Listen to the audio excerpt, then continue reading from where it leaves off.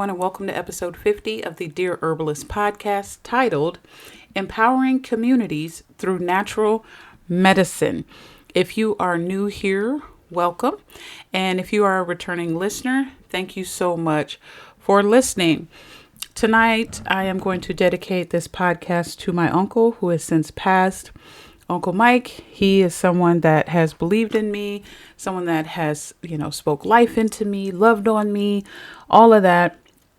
We just buried him. It was very sad, but I am grateful for the times that he had poured into me. So I dedicate this episode, my 50th episode, to him. So rest in peace, Uncle Mike. Love you dearly. All right, so let's get into this herb talk, talking about how to empower communities through natural medicine.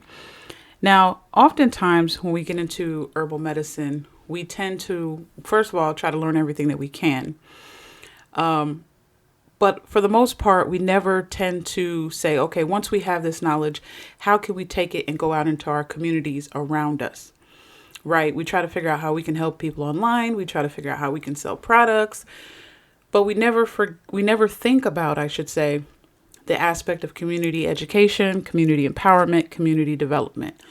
Because let's face it, for the most part, I'd like to believe that we all got into this field because we want to be able to help those who are ill, sick, diseased, these type of things, right? And the reality of it is that they're all around us. They're in our community, okay? So we hold the knowledge. We have the key. We have the solutions. And so we have to be out in this community getting this information out to the people, right? We're supposed to, share the knowledge that we have to help and support and not to hoard or to gatekeep it. Bringing herbs into the community can not only help the community, but to give them low cost and sustainable ways to address their own health issues. We always hear everyone talking about the rising cost of healthcare, right? But we as herbalists, like I said before, we're sitting on the solutions. Okay? Now, the reality is that we're not always going to get paid for what we do. We're not always going to get paid for what we know. So we can't always let that be our focus. We should be focusing on helping relieve the suffering of men if they so desire. Now, I know some people are going to be like, what? This is all about money. Well, the danger in that is, as an herbalist, when you start really trying to focus only on the money, then you start to become gimmicky, in my opinion. You start to look at what are the trends? What are people realistically buying?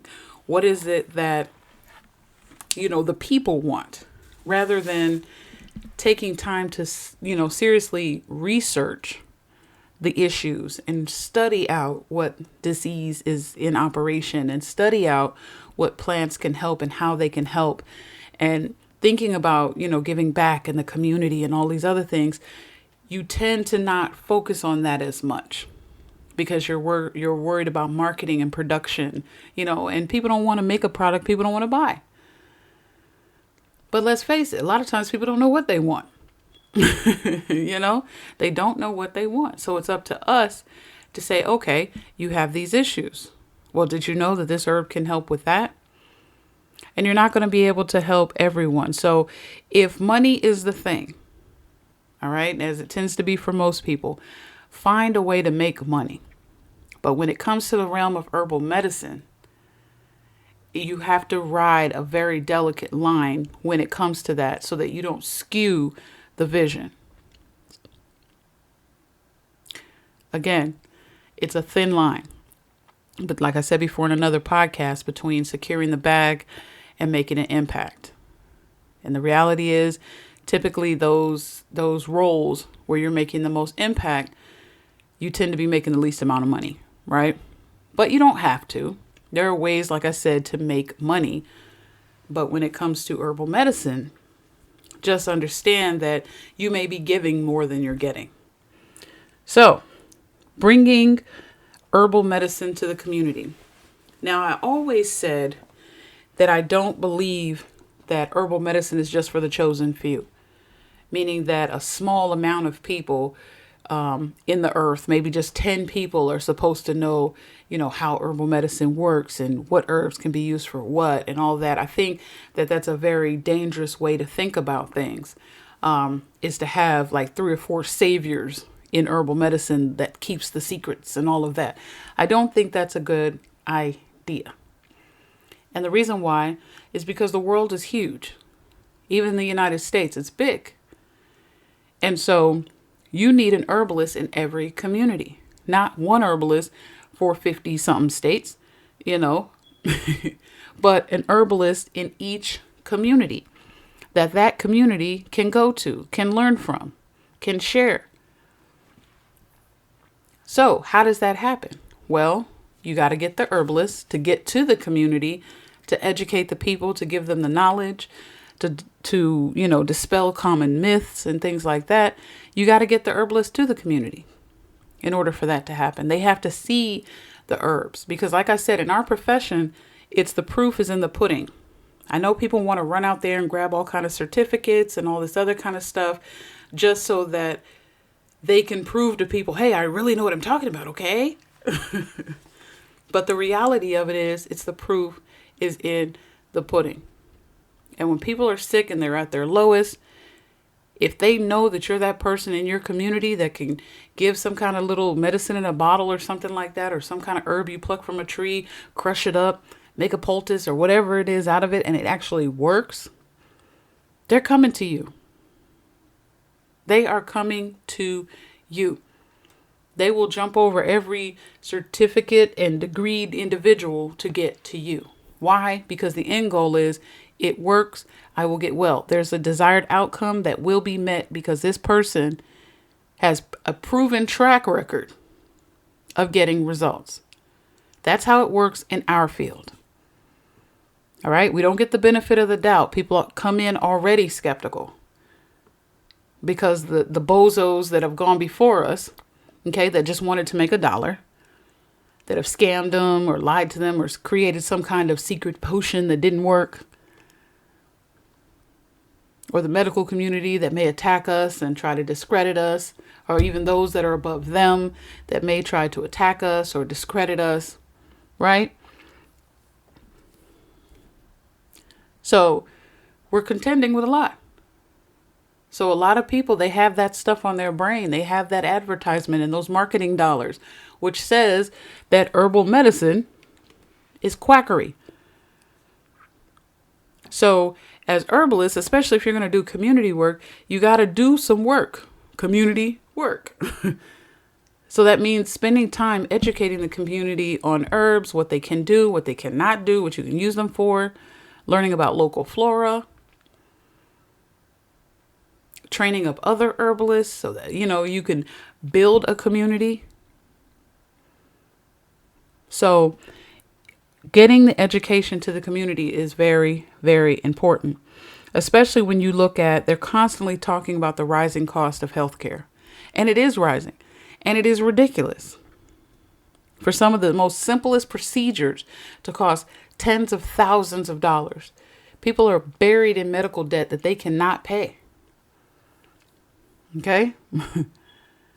And so imagine if they know that those so-called weeds growing into your backyard, okay, can actually do something to help them.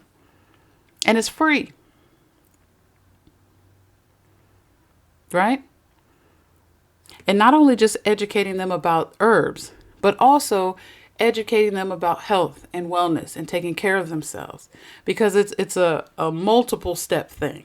It's not just one thing. It's not just take an herb and that's it. That's not going to have long lasting results. You may get over that particular thing that ails you, but it'll come back again, right? If you continue the same behaviors, eating, or whatever it is that you might be doing that could contribute to the building of disease. So we have to make sure that we are bringing that education to the community and saying, look, you're tired of paying hundreds of thousands of dollars for a Kleenex, for a Tylenol, for some Band-Aids, for a salve, medical salve, right? To put on your arm for a bruise. You tired of that? Because in my mind, tens of $1,000s, you come out of there, it shouldn't be because somebody put a splint or something like, or some kind of wrap on your foot. I'm thinking you've had major surgery where they're like shifting organs around, you know? But if it's tens of $1,000s for something so minor, why? And because 80 to 90% of these diseases that exist today are lifestyle diseases, then why would we not focus on the lifestyle, educating people about lifestyle, how to eat, how to think, how to use plants to balance out things when things get off. So empowering the communities is very, very important. So let me give you tonight a few methods that herbalists can use to bring herbal medicine into the community. All right. Now, what I will say is first and foremost, okay, I'm going to give you my first tip before I give you some of these methods. Make sure that you do some intel on your community. What are the common health issues that occur in your community? Now, if you don't know what this is, trust me, the medical community has done this study. So you want to get this intel from your local health departments or your community health organizations. Trust and believe they have this data. Now, why do you need that? You need this data because you want to make sure that, first of all, you can find the local flora in your neighborhood that can address these issues. Second of all, you can zero in and be more specific in terms of what you're targeting based on what the community is actually dealing with. Because if you're talking to them about issues they typically don't deal with, then you're kind of wasting your time. And they're like, I'm not coming to a seminar to talk about Lou Gehrig's disease and no one else has it, knows anybody with it, you know. But I know people with diabetes. I know people with cancer. Right? So get your intel first. Do a community, I call it a community health study. Know what diseases and disorders are going on in your community. Now, if you're doing things race specific, then know what's going on in the African American community. What health disparities are going on there? Typically, in a lot of African American communities, healthcare services are low. Yet we're leading in a lot of these diseases in terms of the number of cases. So make sure you do a community health study. Take some time, do a little bit of research. That way you know exactly what the community needs and you're not just going all willy-nilly, wasting your time. And then once people feel like, okay, you're speaking to me. And this will also help you by organizing your knowledge. You know, you're not going to get confused. You're not going to feel overwhelmed because you're like, you know what? I'm in this community. They have high numbers of high blood pressure, heart disease, and diabetes. Let's just say that, right? So now you know where to zero in your focus. Now, of course, you may have people that have a few other things that may happen, and you can address them as need be. But community-wide, then you can start looking at the patterns. This is where this gets interesting. You can start looking at the patterns, right?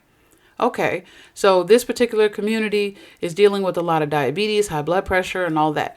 What's going on? Where are the food stores in this community? Where does the food come from in this community? Because herbalists are also low-key nutritionists, okay? And if you find that the community that you live in is a food desert, then 9 times out of 10, you're going to see high blood pressure, diabetes, obesity. You're going to see these issues. Why? Because the foods that are in the community have no nutrients. So there's a lot of people in that particular community that are nutrient deficient. And nutrient deficiency breeds dis-ease. A lot of these diseases or disorders are as a result of nutrient deficiencies. Okay, either an excess of something or a deficiency of something. So do your intel, do some homework, take a few days to gather this information so that you know specifically what is going on in your community. And that's how you tailor your approach. And this is the reason why it's important for there to be several herbalists. Several. That way, every community has that one or two people that they can go to. And when I say community, I really do mean neighborhood. So you may have in one city 20 to 30 herbalists, depending on the neighborhoods. You know what I mean? However many neighborhoods they have. And then those herbalists can build networks. If they specialize, this person is a kidney herbalist. This person is an endocrine system herbalist. This person is, I really think that we should do that. I really do. Who's out there with me on that? I really do think that we as herbalists should do that. But first, we need more education. And as a new herbalist, okay, it's not just about making products, because that, making products is important. You need to know how to make product, because you need to know how to administer the remedies that you are actually giving to people. So product making is very important. But if you come out the gate only focusing on making product to make money and that's it, then you're missing something. And that something is that ability to be able to connect with the community and really meet their need versus their wants. Because as herbalists, especially if you're studying the foundational sciences as well as the plant sciences, you have a unique knowledge and a unique understanding of how the body works, what the dis-ease process looks like in the person, as well as the plants, and what the chemical properties are in the plants to be able to help that person. So while they may think they just need some quick fix or some kind of, just put a salve on it, it'll be fine. No, ma'am, you need a tincture.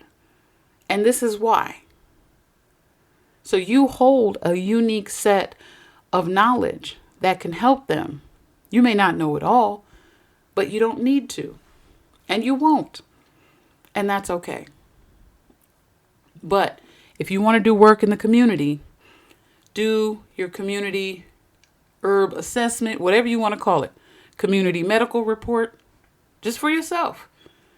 Do that intel, get that data so that you know exactly what the needs are in the community. Do that first.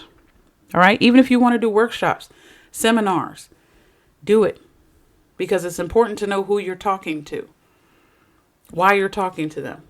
What are their concerns? What are their problems? What solutions are you offering to their problems? What do they know how to do? What do they have access to? So that way you're not, recommending remedies for people that aren't going to use them. Or you're recommending herbs in a community where they don't have access to that on the regular. So if money gets tight or money gets low, or it ain't none at all, they don't even know what's growing around them to go get it if they do get sick. Everybody loves free. But when it comes to plants, then that element of skepticism sets in. It's like, nah, I don't want to go pick that because I don't know if I know what it is, and I ain't trying to die. Everybody's trying to sustain life, right? So community education is very important. And you have to be patient. You got to be patient with people. Be patient with yourself.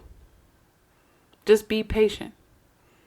Because it takes people time to wrap their minds around a new system or a new way of doing things, especially when they've done the old way for so long.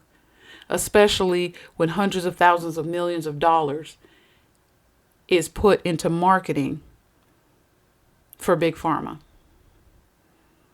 And so we can't compete with those marketing dollars. So I don't think we should ever try. But I think what we should do is have enough of us to make enough of an impact in the community to where they see it. That way we don't have those little commercials that come on in the middle of the night whispering, yeah, you can die from, any outie belly button, your foot's going to go to sleep. I might roll out of your head. Like the side effects are this, we don't have to be a part of that. Right? So let's get into some of these methods. Number one, you can look at establishing an herbal medical clinic. So you can set up an herbal medical clinic where community members can receive consultations. They can get protocols as well as advice on herbal remedies. Through this, you can offer personalized herbal plans, okay, or we call them protocols, workshops on using herbs for common ailments, as well as educational sessions on the benefits of herbal medicine. So people can have, understanding of actually how this works. In your herbal medicine clinic, you can also ensure that the clinic is accessible and affordable, possibly offering sliding scale fees or free services to low-income individuals. Now, if you decide to do this, this is the importance of creating products from local flora, because you want to be able to go around in your town or even maybe the next town over and harvest as much as you can to create these medicines so that you have enough on hand to be able to help those in the community. Even, one of the other ideas, actually, I don't want to get ahead of myself. We'll talk about that. That's actually a couple points down. So let me move forward. The next thing is educational workshops and seminars. So you can conduct regular workshops on identifying, growing, and using medicinal herbs. You can host seminars featuring guest speakers such as experienced herbalists, naturopaths, and even holistic health practitioners, because there are some in your area. And if they are not, hey, you got to step up, right? You should step up anyway, too, but you have to step up there. But you can, as far as topics, you can cover a variety of topics from basic herbal medicine to advanced formulations as well as preparation. Education is the key. All right. Now, the other one is you can look at another way you can establish herbal medicine in your community is by establishing a community herbal garden. So you can establish a community herb garden where members can learn to cultivate and harvest their own medicinal herbs. So in this garden, you can not only, focus on growing local flora, but you can also add in a few others that may not be grown locally, but you can still have them on hand, right? They're still helpful. They grow in abundance, those type of things. And this will also help with the hands-on learning aspect, because a lot of herbal medicine, people tend to get more excited with activities and hands-on things. So if you can organize the gardening workshops to have more hands-on sessions, it'll stick in their brain a little bit more versus a seminar where you're just sitting there talking. So community-wise, get out in the community. I got to touch, I got to see, I got to feel, I got to taste. All of the senses have to be activated as far as the community. Now, if you're doing it for other herbalists, oftentimes we can sit and listen. We can sit and do online courses and watch stuff because we want to know anyway. We're already motivated, right? It doesn't help every now and again to have a little variety though. But for the most part, we can sit and listen. But for the community, you want to encourage participation from all age groups. Okay, this includes schools, senior centers, and foster a sense of community and shared responsibility. Because if somebody can pick up an herb and help someone else, isn't that a good thing? I think so. All right. Another thing you can look at is herbal education programs in schools. So establishing some sort of an herbal education program in your local schools. You can either integrate it into the curriculum, right? Or you can do some kind of after school program, which will be focused on herbal medicine and natural health. You can also engage youth in activities such as herb walks, urban herb walks, garden projects, and, learning how to prepare simple remedies. The youth are our future.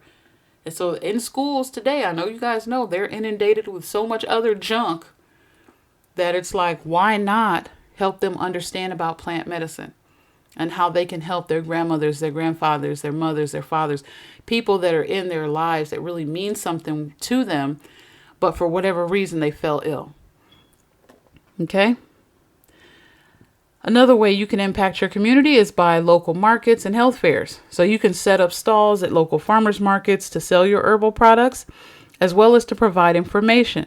You can go to health fairs, or you can organize health fairs where herbalists can get together and demonstrate preparation methods of herbal remedies, as well as how to use herbal remedies. When I saw this one, I was like, man, that sounds really exciting. Like, imagine doing a herbal health fair and all you're talking about and learning about is plants. So your speakers are talking about plants. The herbalists that you have there are talking about how to make medicines. There's nothing else being talked about but those things. I haven't seen that just yet. I feel like we've kind of joined in with other fields, but I don't think we've done it as a standalone. Like we've joined in with like the mind and body people or the acupuncture people, but we've never kind of, as far as what I know, you guys may know different, but as far as I know, I haven't seen an herbal health fair where it's just about herbal medicine only. And I think that that would be cool. And we can use that platform to reach a wider audience. We can offer free samples as well as distribute educational materials. Now, another thing that you can do to get the information out to the community is creating a website, a blog. You can look at social media. You can create online courses. And for those that are like, well, how are we going to make a living off these things? Well, these are some of the things that you can do to help gain some income through social media or developing online courses or webinars, workshops. You can make, charge for a small fee or some other kind of fee, depending on how big your courses are. Write an ebook, do some journals. These are other ways that you can help bring in money, especially if you want to fund your own grassroots organizations or projects. Another thing that you can do if they're open to it, and this is another way to get herbal medicine into the community, is to partner with local health practitioners. So you can collaborate with some doctors, nurses, or even wellness practitioners to help integrate herbal medicine into mainstream health care. Now, this can work if everybody's on the same page. The only downside to that is the philosophies. Whereas, there's always room for emergency medicine, right? There's always room for emergency medicine. Something happens, somebody gets their leg chopped off, these type of things. Unless you have that really solid knowledge as an herbalist, there are just some things where only certain places herbs can go. If you don't have that strong knowledge, you can't help somebody that might be bleeding to death, right? So there's a place for not herbal, but there is a place for emergency medicine, right? But some physicians, in terms of philosophy, we don't share the same philosophy in terms of how we look at what is going on with the person. So we don't solely focus on the symptoms. We focus on the root. And a lot of mainstream medicine, it really just focuses on symptom care, focusing on that and making sure that we're getting rid of the symptoms, whereas we look at getting rid of the roots. Okay, so just kind of have to be careful with that. If you don't share the same philosophy, if you don't look at things the same, then the partnership is not going to work. Like the scriptures say, how can two walk together unless they agree, right? But if you can work together, you can either create joint programs together or establish referral systems. Okay. Again, this has to be a practitioner or a physician that is really, really open to all that herbal medicine has to offer. All right. I'm not saying they're not out there. Although I do see a lot of doctors now turning to natural medicine or the natural ways to do things. It doesn't mean that it's that many. So just kind of think about that. Another thing, like I said before, you can do herb walks. You can do nature tours where you can help those people in the community know how to identify what are some of the characteristics of the plants that they're looking for. What are the counterfeits? Because knowing the counterfeit and all the characteristics of the counterfeit in herbal medicine is just as important as knowing what the real plant looks like. Why? Because the counterfeit looks so similar to the real thing that it's just one slight little thing that's off that makes the difference between the two. And you have to know what that is. And once you know what that is, you have to teach the community what that is so they don't go out there just plucking and grabbing and everything else and like, oh, I think this might work for this. And it's like, that's the wrong one. And you don't want to find out the wrong way and the hard way which one was the wrong one. Let's just say that, right? So be careful out here in these streets. Then the other thing you can do some apprenticeships, mentorship programs. You can provide some skill development courses, especially once you are able to bring in some new herbalists under your wing to kind of help them. And then they can go out, you mobilize them, and then bring in some other ones. So, you can look at that, which is very beneficial because it should not just all be on your shoulders. We should not be the quote unquote saviors. We're worker bees. We do the work, right? We do the work, and we're blessed because of it. And it's a gift, and we have to, cover the gift and make sure that we are not, as the scriptures say, giving our pearls before the swine. We have to be careful out here. And then the last thing that I'll recommend is looking at establishing herbal health support groups. Now, these support groups, can be for those that are actually using herbal medicine, and they can share their experiences, their advice. This will help you as the herbalist, especially if you are also into product creating. It can help you understand how in real time your remedies are impacting those that are in the community. So if you need to tweak things as you need to or whatever, you can get this very valuable information in those groups. All right. You can also facilitate peer-to-peer learning and enhancing the community's collective knowledge. Now, let me say this, okay? The peer-to-peer knowledge, it's very important that people that are sharing knowledge know what they're talking about. So if you're someone that is organizing, let's say, a peer-to-peer knowledge group, you want to make sure that the information that you're giving to the people, first of all, you know what you're talking about, right? That's very important. And by educating them, then you can ensure that they know what they're talking about. So when they talk to their peers, they know what they're talking about, and the peer knows what they're talking about. I know that was a lot, right? But the reality of it is that I've sat in groups sometimes and people just start shooting out stuff. And I'm just like, that doesn't make any sense. They don't provide receipts. Proof. Where's your proof? Right? Where's your data on that? Because when you're talking about herbal medicine, that type of stuff is important. Show me, explain to me why you say what you're saying. I've also been in some of these herbal network groups. Trust me, some of them are great, and some of them are nothing more than a bunch of know-it-alls who want to sit and argue over a plant, a point, or a perception. Right? And nobody wants to do that. You can't go in there and say, well, I think echinacea is a good immune booster. Oh my God, why would you say that? Did you know that? You can't even finish typing the sentence and they just ready to ring in on you because they're miserable and bitter. And because they're arrogant and prideful. They think they know it all.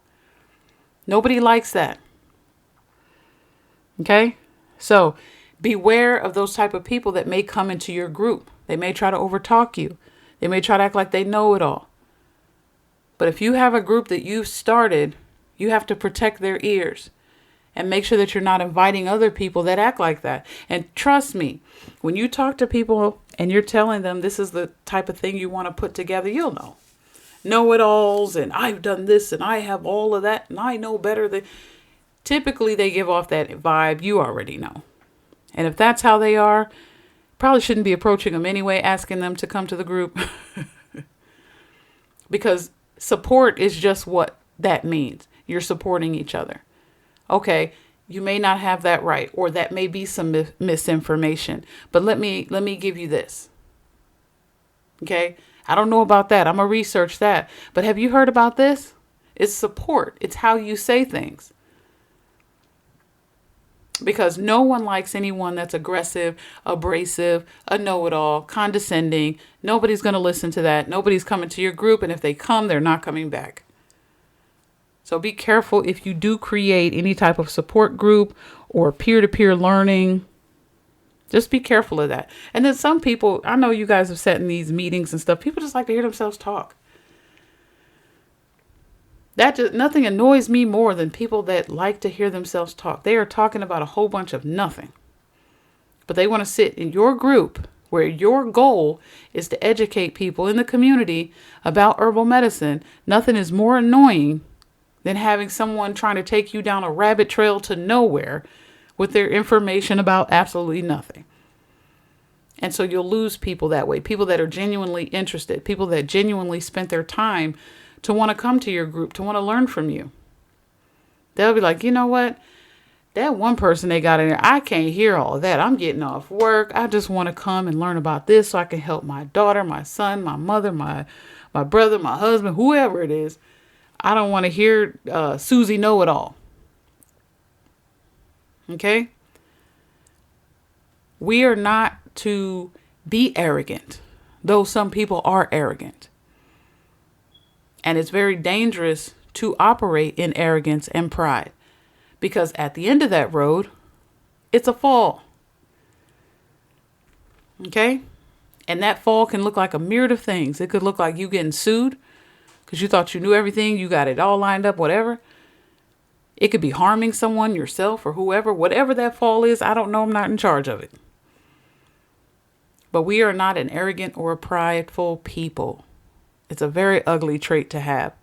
We too didn't know something at one point, and we don't know everything now. So I try to tell people what I offer to you is what I know. If you ask me something and I don't know it, I will go research it. I will go find it out. I used to be that person that's like, oh my God, what if I don't know? Well, I got to say something because I don't want to look like I don't know. Right? That's insecurity. Where I'm at now, I don't know, but I'll go look it up. And that has to be okay, because you're not going to know it all. It's way too much information to know. I can teach you what I know and what I've learned and what I continue to learn and what I continue to research. I don't know everything. And if I don't know your answer, it doesn't make me look less intelligent. I don't know it all. And neither do you. Right? So working with the community involves patience. It involves love. It involves understanding. It involves peace. Don't get in this looking to be the next savior. Okay? Learn from these other herbalists that most don't even talk about, who have lost their lives mysteriously. Okay? Because they found the antidote to something. You don't want to, in this field especially, be raised up as the savior of the field of herbal medicine. We've seen what's happened to our quote-unquote saviors or our superstars in the world of herbal medicine. You don't want to do that. Stay humble, stay focused, okay? Stay within your community. And if there's hundreds of us, it's hard to just go on a rampage, picking off different herbalists. But if it's only 3 or 4 of us that everybody looks to, that's where it gets dangerous. So I always tell people, don't focus on me, focus on the knowledge. I don't want to be nobody's savior at all. There's only one, and he doesn't live in this realm. Okay? So keep that in mind, but be patient. Be patient with yourself. Understand it's a grind. Okay? It's an uphill battle, but you're not doing it, because you hate it. You're doing it because you love the people. You have a heart for people. You're tired of seeing people sick. You're tired of going to funerals and people dying early, people dying young. And something could have been done differently. Something could happen. Now, you don't have any control over people choosing differently, because some people they'll just continue on doing what they're doing. They don't want to change. I heard one lady say, we're going to die of something, right? In my mind, I was thinking, that's the silliest thing I've ever heard in my life. Don't you want a good quality of life? Because I guarantee you, those people that are sitting up in that hospital dealing with cancer or these other issues would probably give their right arm to be in your position, healthy, walking around with no issues. So that is the silliest thing I've heard in my life. You at least want a good quality of life. You want to be able to be 150 years old, close your eyes and end up somewhere else. You don't want to be, 45 or 50, 60 something years old, and just in pain and agony on your way out of this life. Okay? So, get out in your community. Focus on your community. Do your community health assessment so you know what's going on in your community, what the needs are, and get a plan and a strategy on how to get out there with your community. And be bold. Be brave. Okay? You're going to have tough skin because people are going to be skeptical. They're not going to want to hear what you have to say. But then there are people that are going to be hungry for what you have to say. Know how to create boundaries, because once people know that you have this knowledge, they're going to try to suck you dry. So make sure that you create appropriate boundaries. You're not to be taken advantage of, or this ain't no free-for-all. I'm not going to do what you say because that's what you feel. This is what I can offer you, and that's it. Okay? But most importantly, be encouraged and know that you are doing a great work. Don't get involved in any of these other type of side nonsenses, and you'll be okay. But the community needs you. And they're starting to wake up to the fact that there is no solution that the government can give them regarding their health or regarding their health care. They're focused on all other kind of forms of quote unquote self-created health care that they're talking about. And people cannot afford medicines. So because they can't afford it, they can't have it, they can't be well. That's crazy. So, if you like what you heard, please like, share, subscribe, reach out to me, comment on this video if you're watching YouTube, or you can shoot me an email at thedemystifiedherbalist@gmail.com. I'd like to know from you guys, what are you doing in your community, or what are you thinking of doing in your community? Let's have a conversation. Like I said, I want to build a community here of herbalists and those who are interested, plant enthusiasts as well, about herbal medicine, talking about herbal medicine. The highs, the lows, the ups, the downs, the frustrations, people getting on your nerves, your family getting on your nerves. It's okay. But just a place where we can come together, we can learn from each other, and we can talk on the real, okay? Not this surface level nonsense. Like I told you, you know my background, you know my faith, you know what I believe in. I'm not on, floating around in this cloud somewhere. I'm not about all of that. I'm very grounded and rooted in my faith and what I believe in. But I also have compassion and a heart for people and knowledge and education and making sure that people know that healthcare is you. So you want to focus on prevention care. You know what I mean? Prevent. And herbs can help be a part of that process. So thank you so much for listening in. Hope you enjoyed this conversation. And until next time, family, I'm out.